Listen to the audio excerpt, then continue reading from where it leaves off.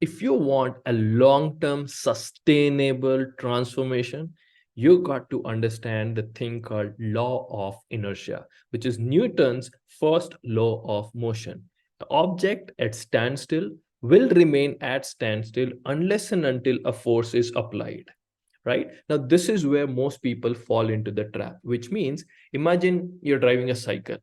Now, when you're at zero, from zero, when you go to one, it's going to take some effort for you to pedal, and that's the most amount of energy that you spend from going from standstill to the moving part.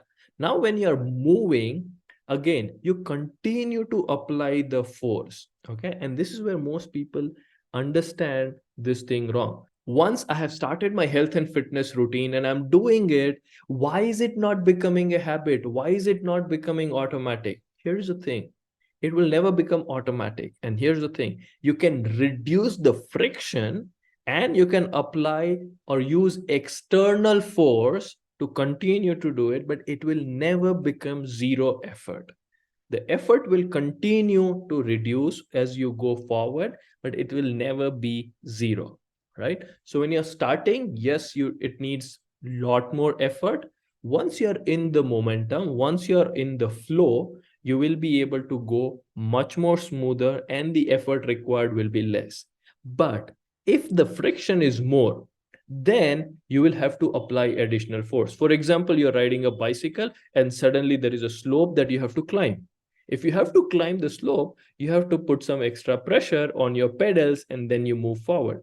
Or if there is an opposite wind coming your way, which means there is friction and again it will slow you down. So you have to put some extra pressure. So your journey is never going to be just about starting. Once you start, you'll continue to move. It's going to be easier to continue, but there are external forces which will come into play. You get busy, new project, new deadlines, kids get sick, something or the other happening in personal or professional life will build friction. And when that friction is built, you may have some issues, being able to continue at the same momentum. And that's why you go back to the switch or the dial mode. Rather than stopping, you slow down, because it's easy to pick up a pace even if you're slowly moving because you're still moving, versus completely stand still and then moving. So that's the thing. You need to understand the law of inertia, that you will have to continuously put the effort. The effort required will reduce as you continue to move forward, but there will always be a maintenance effort. And the effort required will be directly proportional to the friction or the opposite forces that are at play.